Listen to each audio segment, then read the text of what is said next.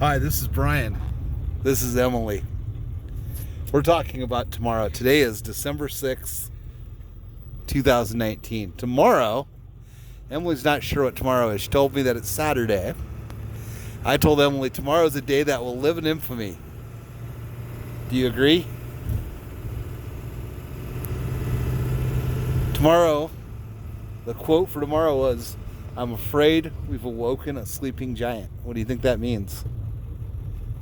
Oh, come on, say it again. It was so funny. Is there a snowstorm? No, it's not a snowstorm.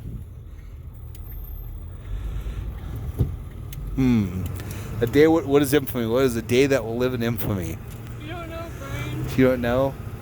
Did you take U.S. history? No, I hate history. You hate history. Oh.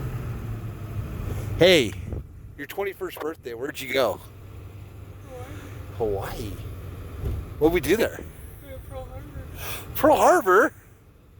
What's the big deal about Pearl Harbor? Shut up, Brian. Oh, come on.